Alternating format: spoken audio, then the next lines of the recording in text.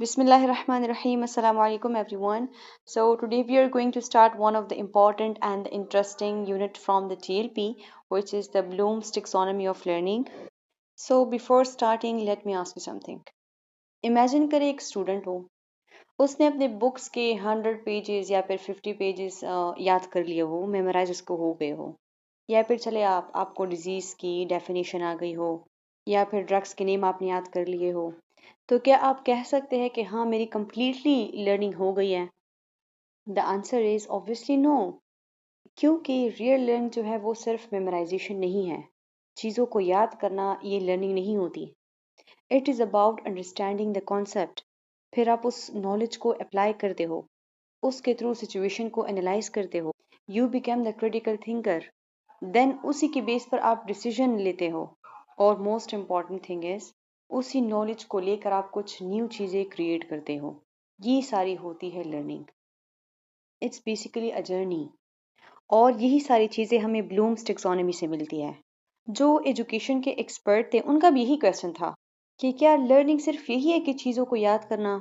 उस लर्निंग का क्या फ़ायदा जिसको हम अपनी रियल लाइफ में उस नॉलेज को यूटिलाइज नहीं कर पाए? इसी क्वेश्चन से एक मोस्ट पावरफुल एजुकेशनल एक फ्रेमवर्क बनी by the name of Bloom's taxonomy. तो ब्लूम्स टेक्सोनॉमी समझने से पहले first we know that who was Benjamin Bloom. ये एक अमेरिकन एजुकेशनल साइकोलॉजिस्ट थे। इन्होंने एजुकेशन की फील्ड में बहुत से रिसर्चेस किए। इनका सारा फोकस ही इसी बात पे था कि ह्यूमंस जो होते हैं उनकी लर्निंग होती कैसे है, वो कैसे लर्न करते हैं।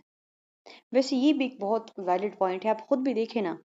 एक ही क्लास में 30 to 50 स्टूडेंट्स होते हैं, उसको वही एक टीचर पढ़ाती है, वही सबके सेम सब्जेक्ट्स होते हैं, लेकिन स्टिल उसमें कुछ बच्चे होते हैं जो कि बहुत जल्दी लर्न कर जाते हैं या फिर आगे निकल जाते हैं, और कुछ स्टूडेंट उनकी तरह वो जो है वो पॉइंट को पिक नहीं कर पाते। ऐसा नहीं होता कि वो इंटेलिजेंट नहीं होते। हमने ऊपर इसके बारे में बात की थी कि every one is intelligent in their own way, हर एक होता है। तो फिर बेंजामिन ने इस बात पे फोकस किया था कि उनकी लर्निंग को कैसे इम्प्रूव किया जा सकता है। ब्लूम्स टेक्सोनॉमी एक ऐसा फ्रेमवर्क है जो कि एक टीचर की भी हेल्प आउट करती है कि वो स्टूडेंट की डिफरेंट लेवल ऑफ थिंकिंग को और लर्निंग को वो अंडरस्टैंड कर सके। क्योंकि एक क्लास में बैठकर भी हर एक स्टूडेंट का जो लेवल ऑफ थिंकिंग होता है, लेवल ऑफ लर्निंग होता है, वो टोटली डिफरेंट होता है। तो ब्लूम का मकसद यही था कि स्टूडेंट को इस काबिल बनाया जाए कि वो जिस नॉलेज को वो सीख रहा है वो उसको याद रखने के साथ साथ उसको अंडरस्टैंड भी करे, उसको अप्लाई भी कर सके, उसको सिचुएशन को एनालाइज भी कर सके। बेसिकली इसको एक क्रिटिकल थिंकर बनाना होता है कि वो उस नॉलेज को लेकर उस पर डिसीजन मेकिंग करे इन द रियल लाइफ। और उसको क्रिएटिव माइंड बनाना होता है कि वो उसी नॉलेज को लेकर समथिंग न्यू क्रिएट कर सके। ये था बेंजामिन ब्लूम का बिलीफ और उनका focus. Now here is the Bloom's taxonomy. So taxonomy is a study of the classification. Taxonomy का मतलब यही है कि सिस्टमेटिक क्लासिफिकेशन, मतलब चीज़ों को डिफरेंट कैटेगरीज में अरेंज करना, इसको कहते हैं टेक्सोनॉमी। जिस तरह से आप लोगों ने बायोलॉजी में पढ़ा होगा, ऑर्गेनिज्म को क्लासिफाई किया गया है, किंगडम्स में उनकी क्लासेस में उनकी फैमिलीज होती है एक्सेट्रा। तो इसको कहते हैं टेक्सोनॉमी। तो ब्लूम्स ने लर्निंग बिहेवियर को डिफरेंट लेवल में क्लासिफाई किया था। अब इस ब्लूम्स टेक्सोनॉमी की डेवलपमेंट कैसे हुई थी? इन 1956 में बेंजामिन ब्लूम जो कि फाउंडर था और हेड था, और उसके साथ उसकी टीम ने, जो कि वो भी एजुकेशन साइकोलॉजिस्ट थे, इन्होंने अपना रिसर्च जो है वो पब्लिश किया था। वो हैंड बुक 1 थी द कोग्निटिव डोमेन के नाम से। और उसके पीछे उसका मकसद ये था कि वो एक ऐसा सिस्टम क्रिएट करे कि मतलब एजुकेटर्स की हेल्प आउट करे, कि मतलब उनके लिए एक बेहतरीन टीचिंग मेथड डिज़ाइन हो, और स्टूडेंट जो है वो इंफॉर्मेशन को मेमोराइज करने के साथ साथ वो क्रिटिकल थिंकर भी बने, चीज़ों की उसको अंडरस्टैंडिंग हो, उस नॉलेज को वो अप्लाई कर सके, सिचुएशन को एनालाइज कर सके, उसको एवेल्युएट कर सके। मतलब मेन गोल यही था कि एजुकेशन को रॉट लर्निंग से एक क्रिटिकल थिंकिंग में चेंज करना है। मतलब सिर्फ ये नहीं है कि स्टूडेंट क्या क्या चीज़ें याद रख सकता है, बल्कि ये भी देखना है कि कैसे वो उस इंफॉर्मेशन को एवेल्युएट करता है, कैसे वो उस इंफॉर्मेशन को यूज़ करता है अपनी रियल लाइफ में, उसको इस काबिल बनाना है। ब्लूम ने और उनके कुलीग्स ने लर्निंग को 3 मेजर डोमेन्स में डिवाइड किया था। इनिशियली तो इनका सारा फोकस था कॉग्निटिव डोमेन पर, मतलब थिंकिंग और नॉलेज पर। फिर बाद में 2 डोमेन्स को और भी ऐड किया गया। कॉग्निटिव डोमेन को 1956 में पब्लिश किया गया था, और जितनी भी इंटेलेक्चुअल स्किल्स होती हैं वो सारा कॉग्निटिव डोमेन में आती है। मतलब कैसे वो चीज़ों को याद रखता है, कॉन्सेप्ट को अंडरस्टैंड करता है, सिचुएशन को एनालाइज करता है, और साथ ही साथ वो प्रॉब्लम को सॉल्व करता है। और इस रिसर्च में जो लोग शामिल थे उनके नेम्स यहाँ पे गिवन हैं। ब्लूम है, एंगलहार्ट, फर्स्ट, हिल, क्रैथवोल, इन्होंने मिल के काम किया था और फिर 1956 में इसको पब्लिश किया था। फिर आती है सेकंड डोमेन जो कि द अफेक्टिव डोमेन, और इस हैंडबुक 2 को 1964 में पब्लिश किया था by the help of this education psychologist. और इसका फोकस था, अफेक्टिव डोमेन का फोकस लर्नर की बिहेवियर, उसका एटीट्यूड्स, उसके वैल्यूज और उसके बिलीव्स पर है। Third one is the psychomotor domain, और इस हैंडबुक 3 को 1972 में पब्लिश किया गया था, और इसका फोकस है फिजिकल परफॉर्मेंस और स्किल पर। तो इस तरह से नॉलेज, एटीट्यूड और स्किल, ये तीनों मिलकर एक कॉम्पिटेंट हेल्थ केयर प्रोफेशनल को क्रिएट कर सकती है। ब्लूम्स टेक्सोनोमी का मकसद वो यही था कि टीचर्स को गाइड किया जाए कि कैसे उसने स्टूडेंट की असेसमेंट करनी है, एग्जाम्स या फिर टेस्ट लेना है, उसको कैसे एवेल्युएट करना है, कैसे उसकी लर्निंग को चेक करना है कि क्या हुई है कि नहीं हुई। सिर्फ ये नहीं पूछना कि मुझे इस चीज़ की डेफिनेशन बताओ, बल्कि हाई लेवल क्वेश्चन पूछने हैं कि अगर स्टूडेंट क्लिनिकल साइट पे गया हो तो उनसे वही क्लिनिकल फाइंडिंग्स एनालाइज करानी है, उनसे उसी डिजीज़ के रिलेटेड केयर प्लान क्रिएट करवाना है। मतलब वही बात ना, उसको इस काबिल बनाना है कि वो इस नॉलेज को अपनी रियल लाइफ में यूटिलाइज कर सके। इसके अलावा ब्लूम्स टेक्सोनोमी एक टीचर की हेल्प आउट करती कि कैसे उसने कुरिकुलम को स्टूडेंट के लिए डिज़ाइन करना है। मतलब पहले बेसिक से स्टार्ट करना है, देन एडवांस लेवल के कॉन्सेप्ट उसमें ऐड करते जाना है। और इसके अलावा इंस्ट्रक्शनल मेथड्स भी सिखाती है कि मतलब टीचिंग स्ट्रेटजीज कौन सी होनी चाहिए एक टीचर की, मतलब टीचर ने किस टाइप के क्वेश्चन पूछने हैं।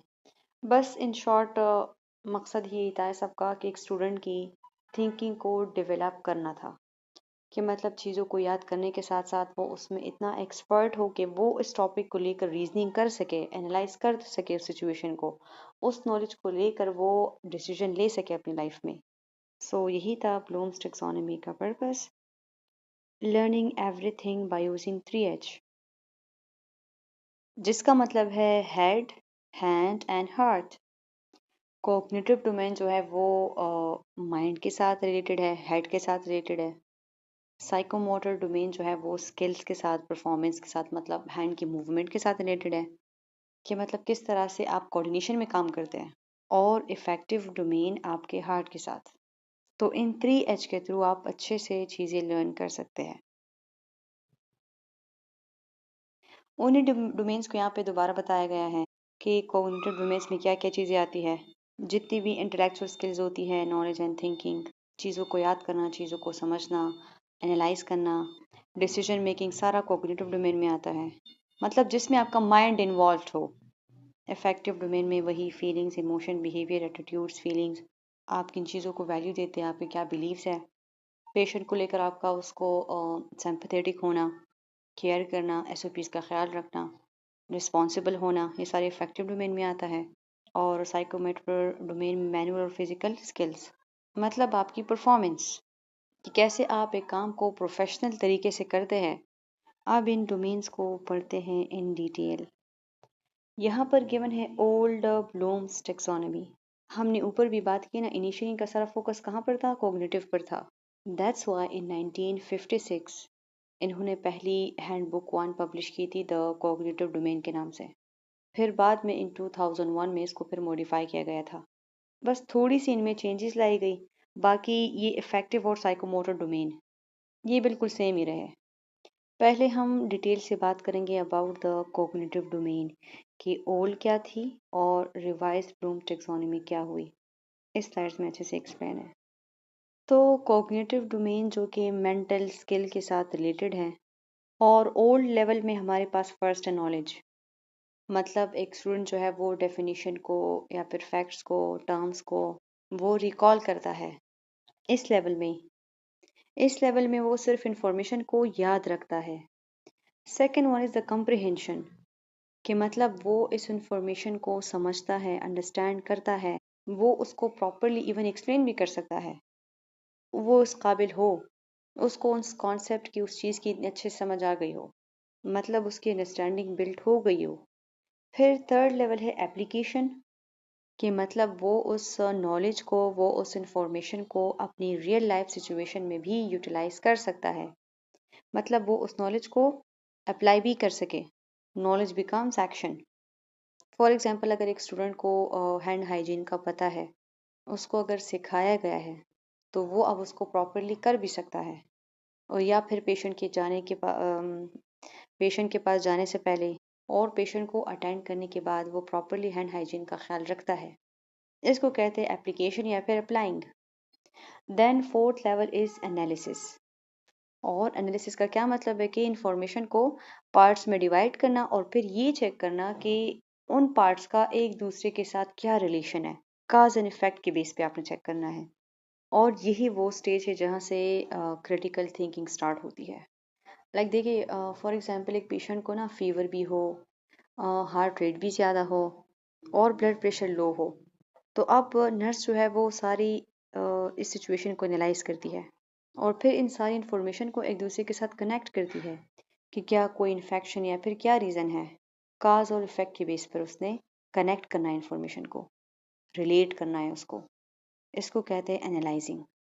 अब इनिशियल के जो 4 स्टेजेस थी, 4 लेवल्स थी, वो दोनों में इक्वल थी, बिल्कुल सेम थी, ओल्ड में भी और न्यू में भी। चेंज अगर हुआ है तो यहाँ पे आया है। अब यहाँ पर देखिए, सिंथेसिस का मतलब है कि जो इन्फॉर्मेशन आपको मिल गई है, जो पीस ऑफ इंफॉर्मेशन, फिर आप उनको कंबाइन करते हैं और उससे कुछ समथिंग न्यू क्रिएट करते हैं, उससे कुछ न्यू सोल्यूशन निकालते हैं। लाइक नर्स क्या कंबाइन करती है, पेशेंट की हिस्ट्री को, उसकी असेसमेंट जो फाइंडिंग्स आई होती हैं, उसके जो लैब रिजल्ट्स होते हैं, उन सबको कंबाइन करके फिर उसी की बेस पर डायग्नोस बनाना and then nursing care plan banana.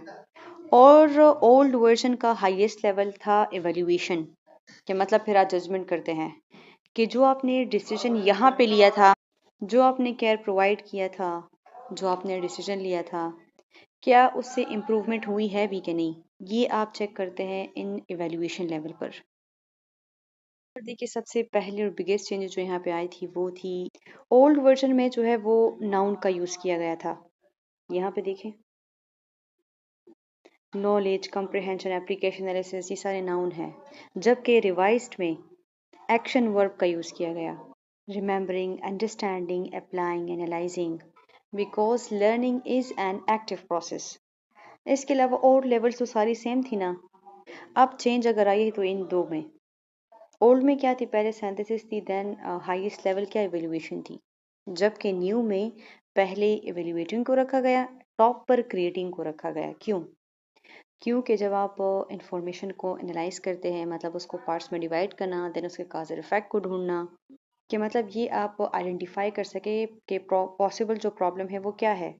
Then उसके बाद आप करते हैं जजमेंट, मतलब उसको फिर आप एवेल्युएट करते हैं, जो भी आपको फाइंडिंग्स मिली है, या फिर आप कोई भी उसके लिए नर्सिंग केयर प्लान डिसाइड करते हो ना, उसी पर आप जजमेंट करते हैं कि क्या ये ठीक है भी कि नहीं, जो इंटरवेंशन आपने प्रोवाइड की है क्या वो इफ़ेक्टिव है कि नहीं, केयर प्लान में इम्प्रूवमेंट की ज़रूरत है या फिर पेशेंट की इम्प्रूवमेंट हुई है कि नहीं। फिर एवेल्युएट करने के बाद आता है क्रिएटिंग, जो कि highest level of the cognitive domain है।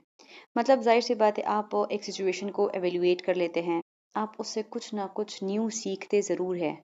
आपके पास एक न्यू एजुकेशन प्लान आ जाता है उस कंडीशन के अकॉर्डिंगली, जहाँ पर आपने नर्सिंग इंटरवेंशन की होती है, जहाँ पर आपने अपना एजुकेशन अप्लाई किया होता है। आपको अपने गैप्स का पता चल जाता है, न्यू चीज़ों का पता चल जाता है, इम्प्रूवमेंट की कहाँ ज़रूरत है। और अगर नहीं तो मतलब इंटरवेंशन परफेक्ट हुई, तो आप समथिंग न्यू क्रिएट कर लेते हैं।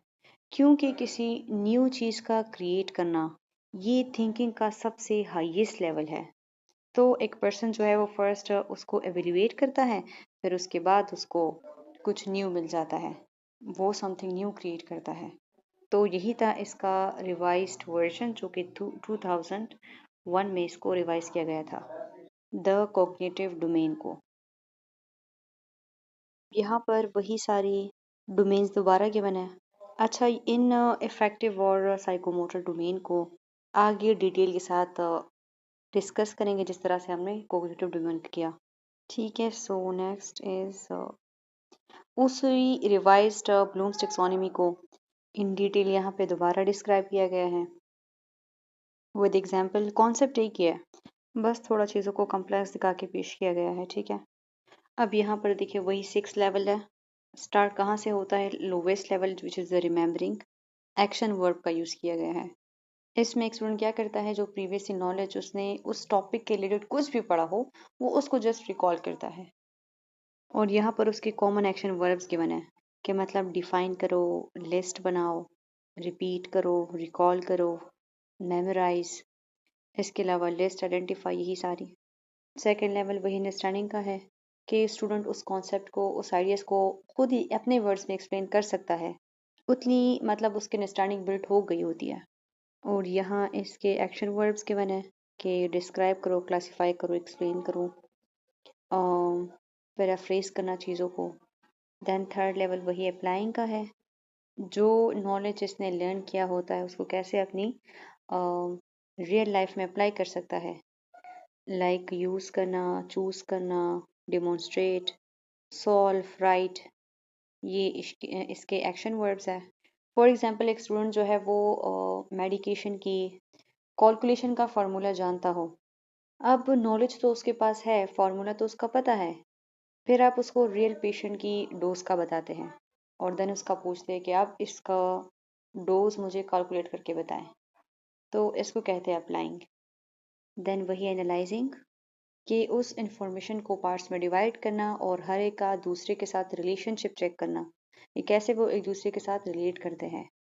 लाइक नर्स जो है वो पेशेंट की सिम्टम्स को एनालाइज करती है सारा, और देन उसका पैटर्न चेक करती है, मतलब काज और इफेक्ट के बेस पर। और इसमें कौन से एक्शन वर्ब्स यूज हो रहे हैं?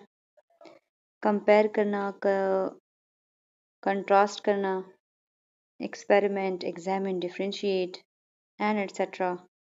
Next level is the evaluating, कि मतलब आप जजमेंट करते हैं, डिसीजन लेते हैं, एविडेंस बेस्ड होता है वो, जो भी आप डिसीजन डिसाइड करते हैं, जो भी आप जजमेंट करते हैं, आप चेक करते हैं कि स्टूडेंट ने ये जो एक्शन प्लान डिसाइड किया है या जो इंटरप्रिटेशन किया है, क्या वो उसको जस्टिफाई कर सकता है कि नहीं, कि मतलब वो प्रॉपरली रीज़न बताए कि मैंने किस वजह से ये एक्शन परफॉर्म किया है।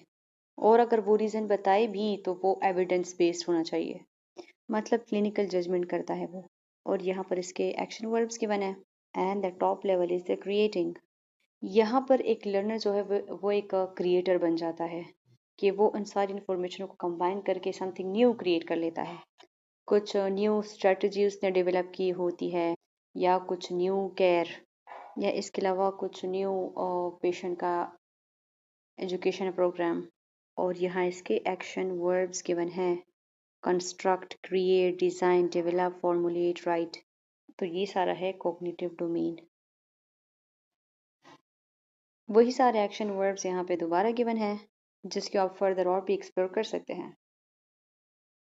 Now here is the affective domain, जो कि आपके हार्ट से रिलेटेड है, कि किस तरह से एक पर्सन जो है वो feelings, values, beliefs, attitude, professional behaviour, वो कैसे एक पर्सन में डेवलप होती है। और नर्सिंग में दिस इज़ एक्सट्रीमली इम्पॉर्टेंट, क्योंकि एक नर्स को स्किलफुल होने के साथ साथ कंपैशनेट और एम्पैथेटिक भी होना चाहिए, क्योंकि सिर्फ प्रोसीजर परफॉर्म करना नहीं है, बल्कि याद रखिए कि आप एक इंसान के साथ डील कर रहे हैं, वो एक पेशेंट से पहले ह्यूमन है, और उसके लिए भी आपने एथिक्स कोड का ख्याल रखना होता है। अब इसके लेवल्स कौन कौन से हैं, यहाँ पे देखते हैं। अच्छा, so the first one is the receiving phenomena, और इस लेवल में अवेयरनेस आती है, या इसके अलावा लर्नर जो है वो अटेंशन देना शुरू कर देता है, वो अपनी मर्जी से कुछ सीखना चाहता है।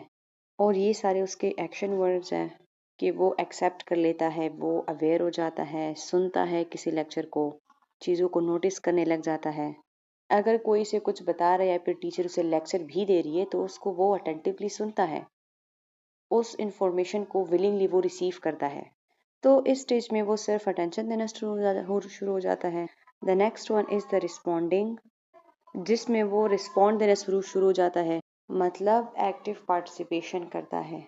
और इस स्टेज में वो लर्निंग के साथ साथ वो पार्टिसिपेट करना भी शुरू हो जाता है। और ये सारे इसके एक्शन वर्ड्स हैं, मतलब आंसर देता है, असिस्ट करता है, कम्युनिकेट करना शुरू हो जाता है, कंट्रीब्यूट करता है, कोऑपरेट करता है, पार्टिसिपेट करता है, रिस्पॉन्ड देता है, ये सारी कुछ। थर्ड लेवल है वैल्यूइंग, मतलब उसकी इम्पोर्टेंस को वो एक्सेप्ट कर लेता है। वो उस चीज़ को इम्पोर्टेंस देना शुरू हो जाता है कि हाँ ये चीज़ भी ज़रूरी है, और वो उसको पर्सनल वैल्यूज़ में इंक्लूड कर देता है। और ये सारे इसके एक्शन वर्ब्स, अडॉप्ट करना, बिहेव, चूज करना, डिज़ायर, एग्जिबिट, एक्सप्रेस, प्रेफर करना, शो डिज़ायर। फॉर एग्जांपल एक नर्स बिलीव रखती है कि हर एक पेशेंट को रिस्पेक्ट देना चाहिए रिगार्डलेस टू हिज और हर कंडीशन। तो फिर वो पेशेंट की रिस्पेक्ट को वैल्यू देती है और वो उसकी पर्सनल वैल्यू का हिस्सा बन जाती है। फोर्थ वैल्यू है ऑर्गेनाइजेशन, और इस स्टेज में आप जो है एक वैल्यू सिस्टम जो है वो बिल्ड करते हैं। यहाँ पे गिवन है ना, कॉन्सेप्चुलाइजेस द वैल्यूज, मतलब एक लर्नर जो है वो डिफरेंट वैल्यूज को सारा कंबाइन करता है और देन उसको प्रायोरिटाइज करता है। क्योंकि कभी कभी ऐसा होता है ना कि इन वैल्यूज के दरमियान भी आप कन्फ्लिक्ट का शिकार हो जाते हैं, डिलेमा आ जाता है बीच में कि कौन सा आपको फर्स्ट फॉलो करना चाहिए। So for that purpose learner जो है उसको ऑर्गेनाइज करता है अकॉर्डिंग टू द सिचुएशन, उसको फिर प्रायोरिटाइज करता है कि मुझे इस चीज़ को सबसे पहले फॉलो करना चाहिए। फॉर एग्जाम्पल, आप अगर एक ऐसी सिचुएशन फेस कर रहे हो जिसमें एक पेशेंट जो है वो ट्रीटमेंट नहीं लेना चाहता, वो रिफ्यूज़ कर रहा है। अब एक नर्स ने इस चीज़ को बैलेंस करना है, पेशेंट की ऑटोनॉमी को, पेशेंट की सेफ्टी को और एथिकल रिस्पॉन्सिबिलिटी को, इन चीज़ों में उससे बैलेंस रखना है। और फिर अभी according to the situation best कौन सा वाला है, फिर उस तक अप्रोच करना है, वो वाली चीज़ फॉलो करनी है। अब वैल्यू तो इन तीनों को देनी चाहिए ना, ऑटोनॉमी को भी, सेफ्टी को भी, एथिकल जो रिस्पॉन्सिबिलिटी है उसका भी ख्याल रखना चाहिए पेशेंट की। बट फिर आपने अकॉर्डिंग टू सिचुएशन देखना है कि अभी कौन सी वैल्यू को आपने अभी फॉलो करनी है, तो फिर आप उसको प्रायोरिटाइज रखते हैं। तो इसको कहते हैं ऑर्गेनाइजेशन। और ये सारे इसके एक्शन वर्ब्स हैं, अडॉप्ट करना, एडजस्ट करना, अरेंज करना, बैलेंस करना, formulate, organise, rank, theorise, classify. Fifth level है इंटरनलाइजिंग वैल्यू, जिसको करेक्टराइजेशन भी बोलते हैं। मतलब ऊपर जितनी भी सारी आपने वैल्यू सीख ली है, अब वो सारी आपकी पर्सनैलिटी का हिस्सा यहाँ पर बन जाती है। और फिर वही वैल्यूज जो होती है आपकी बिहेवियर को कंट्रोल रखती है। फॉर एग्जांपल, अगर आप पेशेंट की रिस्पेक्ट को, उसकी सेफ्टी को वैल्यू देते हो, उसकी वैल्यू समझते हो, तो फिर आप उसको प्रैक्टिस करते करते एक टाइम ऐसा आता है कि वो आपकी पर्सनैलिटी का हिस्सा बन जाता है। फिर ये नहीं होता कि अगर कोई देख रहा है या फिर अंडर सुपरविजन हो तो आप तब रिस्पेक्ट देते हो, आप तब सेफ्टी का ख्याल रखते हो। अगर कोई नहीं देख रहा तो फिर नहीं करते, नहीं, बल्कि वो आपकी पर्सनैलिटी का परमानेंट हिस्सा बन जाता है। फिर चाहे कोई देखे या ना देखे, आप उसको फॉलो करते हो इंटरनलाइजेशन में। वो आपकी फिर प्रोफेशनल आइडेंटिटी बन जाती है। और ये सारे इसके एक्शन वर्ब्स है, एक्ट करना, advocate, defend, influence, justify, maintain, serve, support, मतलब वो फिर आपकी एक ऑटोमेटिक बिहेवियर बन जाता है। तो इस तरह से एक इंफॉर्मेशन जो होती है वो प्रैक्टिस करते करते आपकी करेक्टर का, आपकी पर्सनैलिटी का हिस्सा बन जाती है। ये हमें बताया गया है इफेक्टिव डोमेन में। Here is the third domain which is the psychomotor domain, जो कि आपके फिजिकल स्किल्स, आपकी performance, physical movement, body movement, आपकी कोऑर्डिनेशन, आपकी जो प्रैक्टिकल परफॉर्मेंस होती है उसके साथ रिलेटेड है। इन सिंपल वर्ड साइकोमोटर मतलब लर्निंग बाय डूइंग, आप कैसे करते हैं। अब आते हैं इसकी लेवल की तरफ, इनमें कौन कौन से लेवल्स हैं।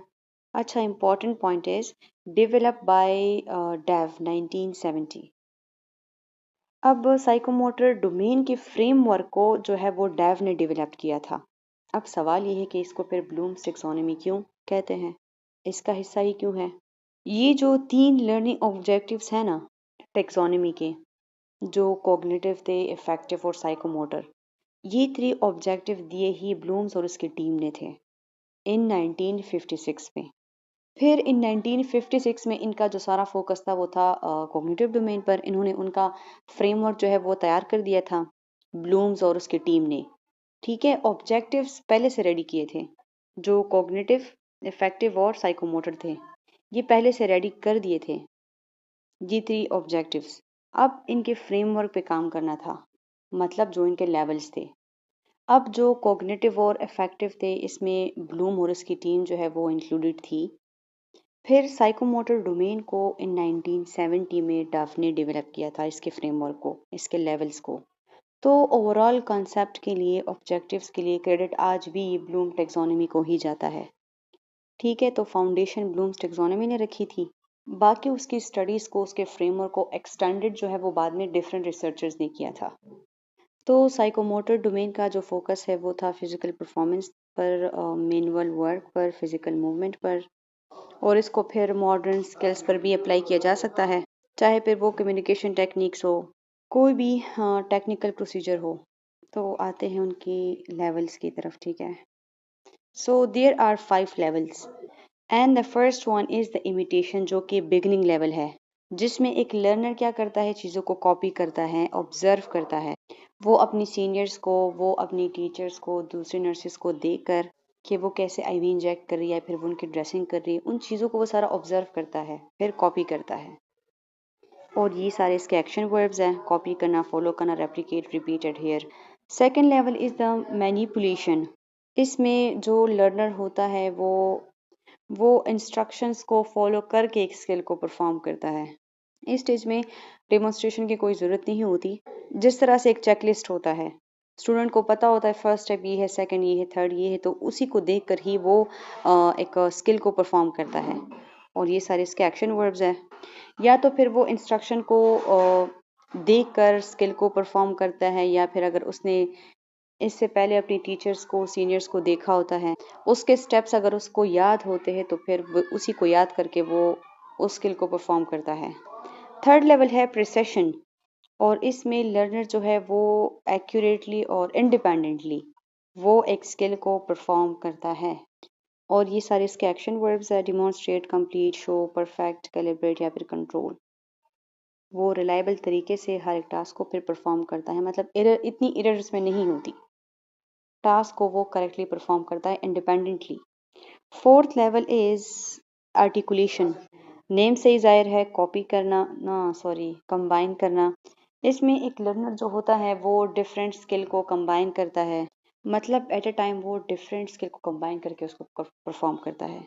जिस तरह से आपने देखा भी होगा, इमरजेंसी सिचुएशन में एक नर्स क्या करती है, पेशेंट को असेस भी कर रही होती है, वहाँ पे अगर सीपीआर की ज़रूरत होती है वो भी करती है, एक टीम वर्क भी हो रहा होता है, कम्युनिकेशन भी साथ कर रही होती है, और साथ ही साथ पेशेंट के रिस्पॉन्स को भी मॉनिटर कर रही होती है। तो at a time multiple task और स्किल को वो कंबाइन करके परफॉर्म कर रही होती है, तो उसको कहते हैं आर्टिकुलेशन। हाईएस्ट लेवल की बात करें तो वो है न्यूट्रलाइजेशन। अब वो स्किल जो होता है वो उसका एक ऑटोमेटिक बिहेवियर का हिस्सा बन जाता है, उसको फिर वो एफर्टली परफॉर्म करती है, एफर्टलेसली। एक लर्नर उसमें इतना मतलब मास्टर हो जाता है, फिर उसको ये देखने की ज़रूरत नहीं होती कि हाँ इस स्टेप के बाद ये वाला स्टेप है, फिर ये वाला स्टेप है, बल्कि उसको वो ऑटोमेटिकली परफॉर्म कर सकता है। जिस तरह से आपने अपनी सीनियर्स को भी देखा होगा, जो एक एक्सपीरियंस नर्स होती है, वो एट टाइम मल्टीपल टास्क कर रही होती है, क्योंकि वो इतनी उसका प्रैक्टिस हो चुका होता है, वो उस चीज़ की आदी हो चुकी होती है, तो अब वो उन टास्क को ऑटोमेटिकली परफॉर्म करती है। और इसके जो एक्शन वर्ब्स है वो है design, specify, manage, invent and project manage. तो इंटरनलाइजेशन की तरह यहाँ पर भी, नेचुरलाइजेशन में भी, वो स्किल उसकी पर्सनैलिटी का, उसकी बिहेवियर का हिस्सा बन जाता है। नाउ हियर इज द एम्प्लीफिकेशंस, मतलब कि हम ब्लूम्स टेक्सोनोमी को क्यों यूज़ करते हैं और एजुकेशन में और टीचिंग में इसकी क्या इंपॉर्टेंस है। तो हियर इज अब इसके नताइज क्या है। तो ब्लूम्स टेक्सोनोमी मैंने पहले भी बताया, ये सिर्फ एक थियरी नहीं है बल्कि एक प्रैक्टिकल टूल भी है, जो कि एक टीचर्स की भी हेल्प आउट करती है कि वो स्टूडेंट्स के लिए एक बेस्ट लर्निंग एक्सपीरियंस और एक कुरिकुलम वो डिज़ाइन करे। So Bloom's taxonomy serve as the backbone of the teaching philosophy कि मतलब एजुकेशन को या फिर लर्निंग को सिर्फ ऐसा नहीं बनाना कि स्टूडेंट उसको मेमोराइज कर सके, कि चीज़ों को याद करना ही सिर्फ लर्निंग हो, बल्कि स्टूडेंट में वो स्किल डेवलप करना है और उसको क्रिटिकल थिंकिंग की तरफ लेकर जाना है। मतलब ये देखना है कि क्या स्टूडेंट इस कॉन्सेप्ट को समझ चुके हैं, क्या उसको वो अप्लाई करने के काबिल हो चुके हैं, और क्या वो उससे अपनी लाइफ में डिसीजन ले सकते हैं कि नहीं। क्रिएटिविटी के लेवल तक उसको पहुंचाना इसका मकसद था। फिर है बैलेंसिंग असेसमेंट एंड एवेल्यूएशन। ये टीचर्स की ऐसे भी हेल्प आउट करता है कि वो एक बैलेंस क्वेश्चन क्रिएट कर सके, मतलब एक गुड एग्जाम सिस्टम उनके लिए अरेंज किया जाए कि ना कि सिर्फ स्टूडेंट्स की मेमोरी को चेक किया जाए, बल्कि साथ ही साथ उसकी स्किल्स को भी एनालाइज कर दिया जाए और उनकी थिंकिंग को भी चेक किया जाए कि वो किस लेवल पर है। लर्निंग हमारे पास वही 3 एरियाज में होती है, कोग्निटिव, साइकोमोटर एंड अफेक्टिव। ये तीनों ही इसके ऑब्जेक्टिव्स थे ब्लूम्स टेक्सोनोमी के। अब यहाँ पे फोकस करें कोग्निशन। आप इसको एक ऐसा समझ ले, C1 C2 C3 को ये एक शॉर्टकट रिप्रेजेंटेशन है कि किस तरह से नॉलेज डेवलप होता है। एक टीचर कैसे स्टूडेंट की नॉलेज को और उसके लर्निंग को असेस कर सकती है। इसमें ये चेक किया जाता है कि एक बंदा कितना सोच समझ सकता है, और इसको 3 लेवल्स में सिंप्लीफाई किया गया है। और अब इम्पॉर्टेंट क्वेश्चन इसके ये यूज़ कहाँ पे होता है।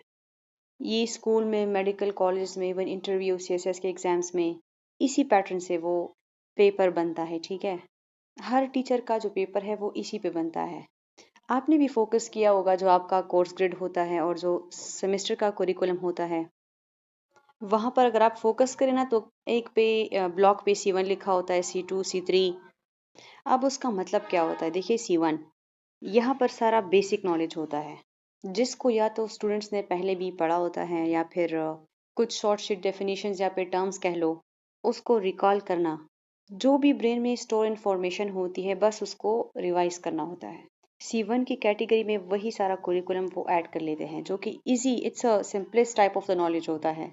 तो पेपर में अगर कहीं से C1 के लेवल से कुछ क्वेश्चन ज़रूर आते हैं, अबाउट 20 to 30%, और ये बहुत ईजी होते हैं। बेसिक नॉलेज इसमें सारा कुछ होता है। फिर आता है C2, जो कि इंटरप्रेटिव डेटा होता है, और इस टाइप ऑफ क्वेश्चन, इसके थ्रू स्टूडेंट की अंडरस्टैंडिंग और उनकी एनालिसिस की जाती है। अंडरस्टैंडिंग को चेक किया जाता है कि उसको उस कॉन्सेप्ट की कितनी अंडरस्टैंडिंग हुई है। और C2 की कैटेगरी से स्टूडेंट्स को कुछ सिनेरियो बेसिस क्वेश्चन देते हैं। फॉर एग्जांपल, एक पेशेंट है, उसको फीवर भी है, उसका हार्ट रेट ज़्यादा है, फिर उसका BP लो है। तो अब स्टूडेंट देखता है कि ये सारे सिम्टम्स तो है जो कि C1 की कैटेगरी में आता है। अब ये सारे सिम्टम्स एक दूसरे के साथ रिलेट कैसे करते हैं, और इन सब से मिलाकर बनता क्या है। फॉर एग्जांपल, C2 की कैटेगरी में वो थिंकिंग करता है कि हाँ, ये सारे सिम्टम्स जो पेशेंट शो कर रहा है, दिस में इंडिकेट द इन्फेक्शन और फिर सेप्सिस। तो इसको कहते हैं इंटरप्रेटिंग इंफॉर्मेशन। फिर आता है C3। यहाँ से थोड़े मुश्किल टाइप ऑफ क्वेश्चन देते हैं। अब 25% यहाँ से आता है। यहाँ पे उनका एडवांस नॉलेज चेक किया जाता है, उनकी क्लिनिकल जजमेंट और सिंथेसिस को चेक किया जाता है। ये चेक किया जाता है कि क्या स्टूडेंट इन इंफॉर्मेशन को यूज़ करके क्या कुछ डिसीजन बना सकता है कि नहीं। फॉर एग्जाम्पल, स्टूडेंट को कुछ प्रॉब्लम दिया जाता है, कुछ साइन एंड सिम्टम्स पेशेंट को दिया जाता है, सॉरी स्टूडेंट को। देन उसकी माइंड की क्रिएटिविटी को चेक किया जाता है कि क्या उसके लिए वो प्रॉपरली केयर प्लान मैनेज करता है कि नहीं। टीचर चेक करते हैं कि स्टूडेंट जो है वो उनके लिए कौन से इंटरवेंशन डिसाइड करता है, कौन सा केयर प्लान बनाता है, कि उसकी माइंड की क्रिएटिविटी को चेक किया जाए। तो C3 की कैटेगरी से फिर कुछ डिफिकल्ट टाइप ऑफ क्वेश्चन आते हैं। तो एग्जाम्पल बताए गए आपको अच्छे से समझ आएंगे अब यहाँ पर भी, कि पेपर बनता किस पैटर्न से है। वो भी इसी ब्लूम्स टेक्सोनोमी के पैटर्न से ही बनता है, इसी को फॉलो करके। C1 में क्या होता है, बेसिक नॉलेज होता है, रिकॉल करना होता है। इन्यूमरेट मतलब लिस्ट बताना या फिर डेफिनेशन बताना या कुछ नेम्स या टर्म्स बताना। अब यहाँ पर गिवन है कि डिजीनेस की 5 रीजंस बताए। तो इसको सॉल्व करने के लिए सबसे पहले आपके पास बेसिक नॉलेज का होना चाहिए कि डिजीनेस की 5 कौन सी वजूहात है। एक तो बीपी का लो हो जाना, या इसके अलावा डिहाइड्रेशन हो सकता है, इन्फेक्शन एक्सेट्रा। तो यहाँ से भी कुछ एमसीक्यूज मिल सकते हैं आपको, या फिर वाइवा में कुछ बेसिक क्वेश्चन हो, पूछते ना कि मुझे इन चीज़ों के नाम बताइए, इन लिस्ट करे, ये टर्म्स बताइए, इसकी डेफिनेशन ये क्या होता है, बस बेसिक नॉलेज आपका पूछते हैं बस। फिर आता है C2। इसमें आप इंटरप्रेट करते हैं, मतलब डेटा जो आपको दिया जाता है या फिर क्वेश्चन जो आपको दिया जाता है उसको देखकर आप मतलब निकालते हैं कि इससे आखिर बनता क्या है। और इस कैटेगरी में क्या होता है, कुछ साइन एंड सिम्टम्स पेशेंट के दिए गए होते हैं, देन उन सब को आपने मिलाना होता है, एनालिसिस की करनी होती है कि इसको कंबाइन करके बनता क्या है, पेशेंट को आखिर मसला क्या है, ये आपने फाइंड आउट करना होता है। लाइक ECG देख कर बताए कि चेस्ट पेन की रीजंस क्या है, या इसके अलावा आपको कुछ ST एलिवेशन की कुछ ECG दिए गए होते हैं एंड आपने गेस करना होता है। फिर आप उन सारे साइन सिम्टम्स को मिलाते हैं, हाँ देखते हैं ECG को कि ST एलिवेशन है तो जाहिर सी बात है आप सबसे पहले किस तरफ जाते हैं, हार्ट अटैक की तरफ, तो वो वाला पॉइंट आप पिक करते हैं। तो S2 की कैटेगरी से मोस्टली जो केस स्टडी होती है उस टाइप ऑफ क्वेश्चन आते हैं, या फिर लैब के कुछ रिपोर्ट्स आपको दिए गए होते हैं, उसको आपने एनालाइज करना होता है। फिर आता है C3।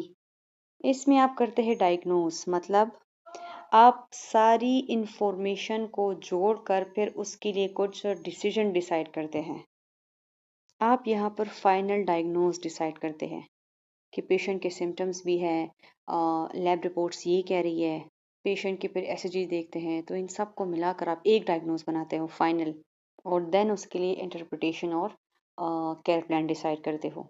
बाकी मैंने बताया भी ना, आप अपने कोर्स ग्रेड को जो सेमेस्टर का कुरिकुलम होता है उसको ओपन करके खुद ही देख ले, वहाँ पे C1 C2 C3 गिवन है, देन आपको खुद भी आइडिया हो जाएगा कि उस टॉपिक से किस टाइप ऑफ क्वेश्चन आ सकते हैं आपके पेपर में, तो उसी के अकॉर्डिंगली उस टॉपिक को फिर प्रिपेयर करें, ठीक है। जिस टॉपिक के सामने C1 लिखा होता है बस आपने उसकी डेफिनेशन को, उसके टर्म्स को देखना होता है, जो कि बेसिक नॉलेज होती है। जिसके सामने C2 लिखा होता है वहां पर आपने एनालिसिस पे फोकस करना होता है, रीजंस पे फोकस करना होता है कि आप उस डेटा को इंटरप्रेट कैसे करते हो, उन साइन एंड सिम्टम्स को मिला के एक चीज़ कैसे बनाते हो। और C3 में आपकी क्रिएटिविटी को चेक किया जाता है। तो अगर जिस टॉपिक के सामने C3 हो, आपने उस टॉपिक को एट द डेप्थ जाके पढ़ना है, क्योंकि यहाँ से तो डिफ़िकल्ट क्वेश्चन आते हैं, क्योंकि यहाँ पर आपने पेशेंट की डायग्नोज बनानी होती है, उसकी इंटरप्रिटेशन डिसाइड करनी होती है, उसका केयर प्लान बनाना होता है। तो इसी पैटर्न से बनता है आपका पेपर। इफेक्टिव डोमेन का भी है। इसमें ये चेक किया जाता है कि आप वाकई में कितना प्रोफेशनल बने हो, जिसमें फर्स्ट है रिसेप्टिविटी A1, मतलब चीज़ों को नोटिस करना, इस लेवल पर कॉपी करना, ऑब्जर्व करना, फील करना। फॉर एग्जांपल आप एक पेशेंट को देखते हैं, वो काफ़ी बेचैन है, आप नोटिस करते हैं कि हाँ इसका कुछ ना कुछ कोई प्रॉब्लम है, और यहाँ से होती है एम्पैथी की शुरुआत। A2 में क्या होता है, रिस्पॉन्स, मतलब नोटिस करके एक्शन लेना, मतलब नर्स जो होती है पेशेंट को एक दो तसल्ली के अल्फाज ही बोलते, या फिर उससे पूछ लिया कि आपको मसला क्या है। तो मतलब इस लेवल पर फील करने के साथ साथ एक्ट भी करना है। देन A3 में क्या है, इंटरनलाइजेस, मतलब इन्हीं वैल्यूज़ को, इन्हीं बिहेवियर्स को अपनी पर्सनैलिटी का हिस्सा बना लेना। यही फीलिंग्स और फिर यही एक्शन, दूसरे के लिए एम्पैथेटिक होना, उनके लिए एक्शन लेना, एडवोकेट होना, उनकी रिस्पेक्ट करना, उनका ख्याल रखना, ये आपकी पर्सनैलिटी का हिस्सा बन जाता है। क्योंकि याद रखें, पेशेंट पर आपने सिर्फ अपनी स्किल अप्लाई नहीं करनी होती, पेशेंट को सिर्फ दवाइयाँ नहीं चाहिए होती, उसको केयर चाहिए होता है। और जितना आपकी इफ़ेक्टिव डोमेन स्ट्रांग होगी ना, उतना ही पेशेंट का ट्रस्ट आप में उतना ज़्यादा और जल्दी वो बिल्ड होगा। तो इस तरह से होती है पर्सनैलिटी डेवलपमेंट। A1 फेज़ में क्या था कि आप ज़ुबान से, मतलब मुंह से हर एक को रिस्पेक्ट देते थे, और फिर करते करते वो आपकी पर्सनैलिटी का हिस्सा बन जाता है। आप ज़ुबान के साथ साथ वो एक्शन भी उसी तरह लेते हैं। तो ये हाईएस्ट लेवल है इफेक्टिव डोमेन का, ठीक है। फॉर एग्जांपल एक पेशेंट जो है वो अपने लैब रिजल्ट्स को लेकर वो वरिड है, टेंशन में है, ठीक है, एंजियस है, और नर्स उसको नोटिस कर लेती है। ये होती है रिसेप्टिविटी। मतलब उसको रिसीव कर लेती है, महसूस कर लेती है। सेकंड वन में क्या होता है कि वो उसको कुछ तसल्ली के दो लफ्ज़ बोल दे, कंफर्ट दे दे उसको कि मैं हूँ यहाँ पर आपको सपोर्ट करने के लिए। तो इसको कहते हैं रिस्पॉन्स। मतलब जो फील किया था उसी को एक्शन में कन्वर्ट कर लेती है। एंड थर्ड लेवल है इंटरनलाइजेस, मतलब वही कंपैशनेट होना, एम्पैथेटिक होना, पेशेंट की रिस्पेक्ट करना। वो इतना उसको प्रैक्टिस कर लेती है कि वो उसकी पर्सनैलिटी का हिस्सा बन जाता है। नेक्स्ट इज साइकोमोटर, मतलब स्किल्स परफॉर्म करना, जिसमें फर्स्ट स्टेज में होता है इमिटेशन, मतलब चीज़ों को देख करके ऑब्जर्व करना, उसको कॉपी करना। जो सीनियर्स होती है, आपके टीचर्स होते हैं, फिर जो इंस्ट्रक्टर होता है, वो कोई प्रोसीजर परफॉर्म कर रहा होता है और स्टूडेंट जो होते हैं उसको असिस्ट कर रहे होते हैं, या फिर कोई भी प्रोसीजर जब स्टूडेंट अंडर सुपरविजन परफॉर्म कर रहा होता है उसको कहते हैं इमिटेशन। सेकेंड लेवल होता है कंट्रोल या फिर सेमी इंडिपेंडेंट, मतलब इस लेवल पर वो जो है वो काम खुद तो कर सकता हो, लेकिन अगर कुछ कॉम्प्लेक्सिटी उसमें आ गई या फिर कुछ डिफ़िकल्टी उसमें आ गई हो, तो फिर उस स्टेज में उसको हेल्प की नीड होती है, वो दूसरों से फिर हेल्प लेता है। और थर्ड लेवल है इंडिपेंडेंट, जिसको या फिर ऑटोमेटेशन भी कहते हैं। मतलब अब इस लेवल पर वो स्किल करते करते इतना उसको प्रैक्टिस किया है कि वो स्किल अब उसकी आदत बन चुकी है। उस काम के करते हुए फिर उसको इतना सोचना नहीं पड़ता, एफर्टलेस उसको करता है, और वो इतना एक्सपर्ट लेवल तक पहुंच जाता है कि उसमें अगर कोई भी मुश्किल भी आए, कोई कॉम्प्लेक्सिटी भी हो, तो फिर वो खुद हैंडल कर सकता है। यहाँ पर इसकी एग्जाम्पल गिवन है, आप फिर उसको खुद देख लें, ठीक है। इस लेवल पर वो इतना एक्सपर्ट हो जाता है कि कोई भी अगर मुश्किल केस ही क्यों ना हो वो खुद हैंडल कर सकता है। तो ये था साइकोमोटर का शॉर्ट रिप्रेजेंटेशन।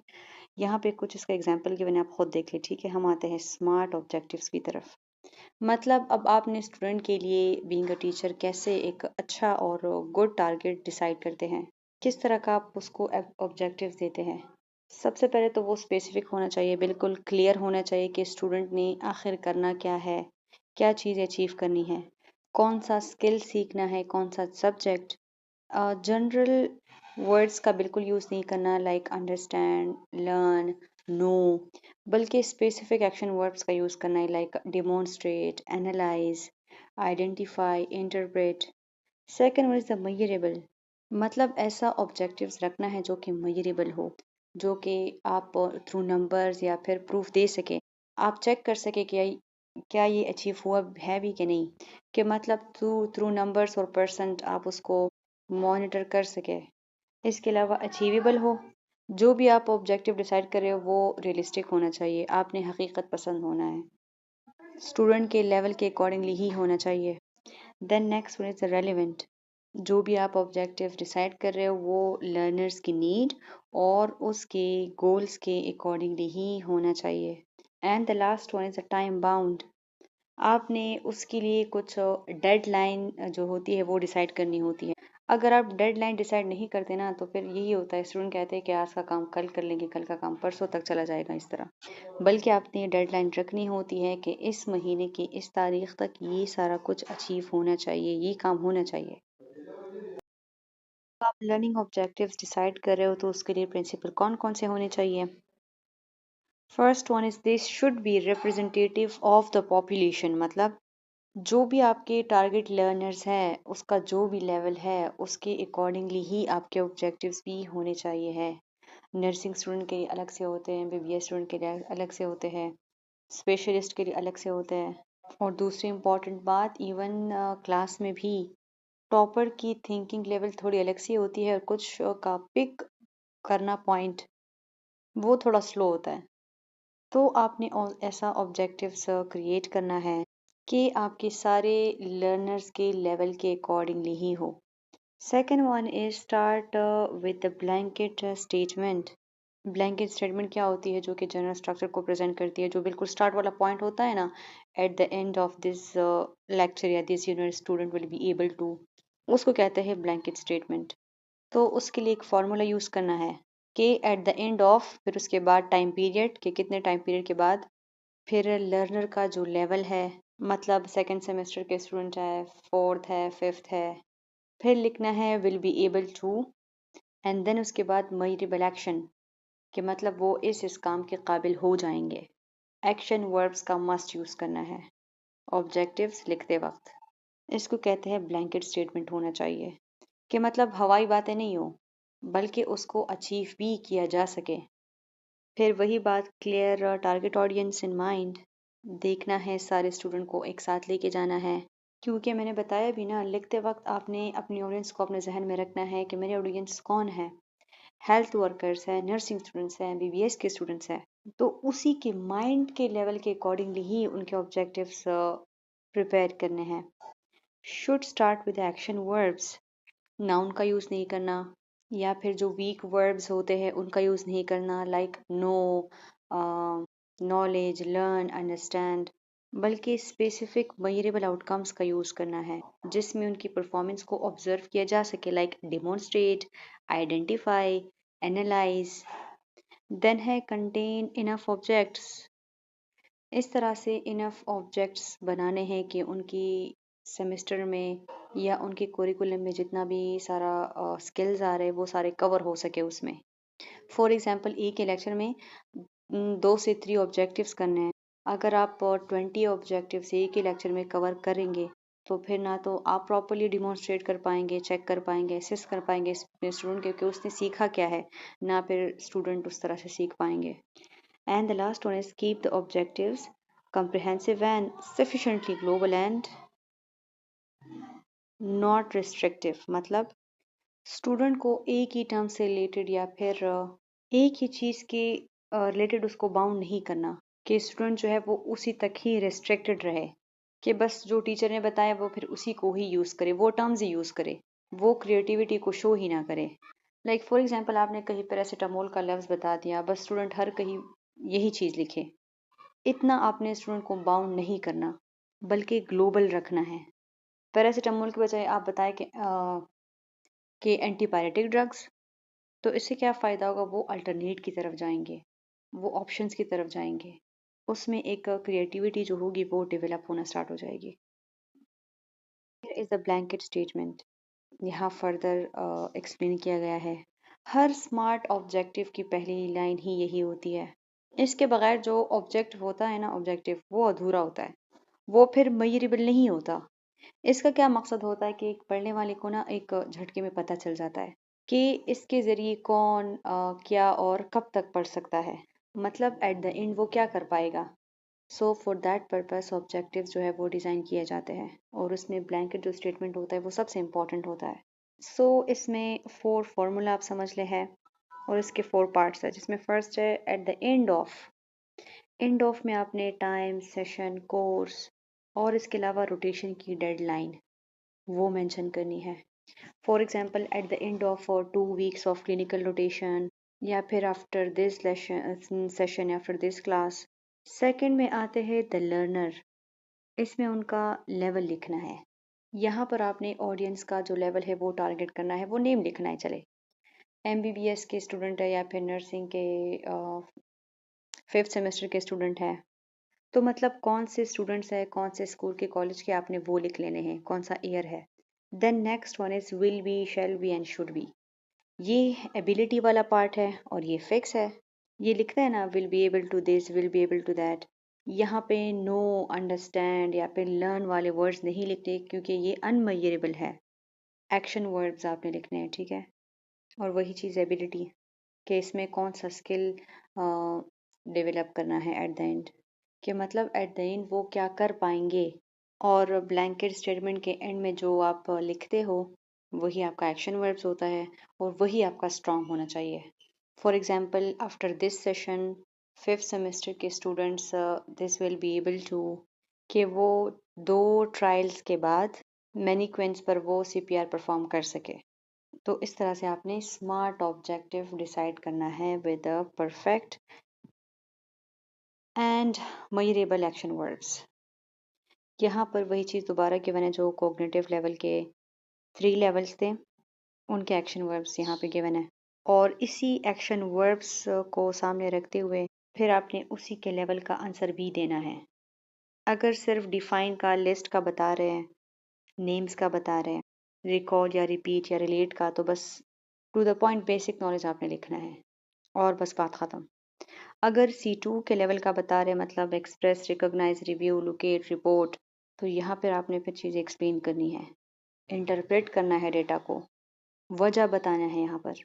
और अगर ऑपरेट का demonstrate, design, schedule, employ, prepare, diagnose, translate, apply, practise, ये एक्शन वर्ब्स आ जाए ना क्वेश्चन में, तो मतलब ये C3 लेवल का क्वेश्चन है, जिसका मतलब है रियल केस में आपने इसको अप्लाई करना पड़ेगा, करके दिखाना पड़ेगा, ठीक है। डायग्नोस करना है, इंटरप्रिटेशन करनी है, case sorry care plan decide करना है उसके लिए।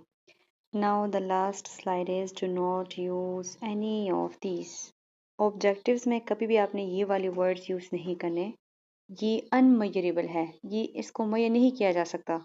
अब यहाँ पर है ना नो एंड अंडरस्टैंड, अब स्टूडेंट के समझने के और जानने के तो हज़ार तरीके हैं, आपने मेजरेबल वर्ड्स का यूज़ करना, लाइक डिफाइन करो।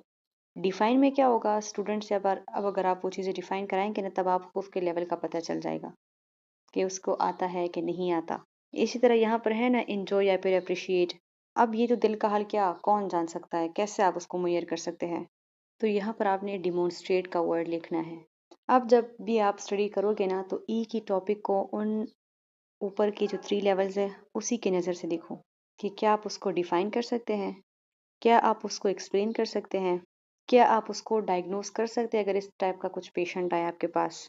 और क्वेश्चन में भी, पेपर में भी आपने इन वर्ड्स पे फोकस करना है, यही वर्ड्स आपको कॉग्निटिव लेवल तक लेकर जाएंगी, क्योंकि अगर वर्ब बदला ना, तो फिर लेवल भी यहाँ पे चेंज होता जाएगा और उसी के अकॉर्डिंगली आपने ही आंसर देना है। तो आप खुद भी इस पर प्रैक्टिस कर सकते हैं, एक ही सब्जेक्ट का एक टॉपिक उठा लें और उसके ऑब्जेक्टिव लिख लें, लेकिन वो C1 C2 C3 के लेवल के अकॉर्डिंगली ही होना चाहिए। तो इस तरह से आप लोग की अच्छी प्रैक्टिस भी हो जाएगी, समझ भी आ जाएगी। And that's all about today and thank you so much.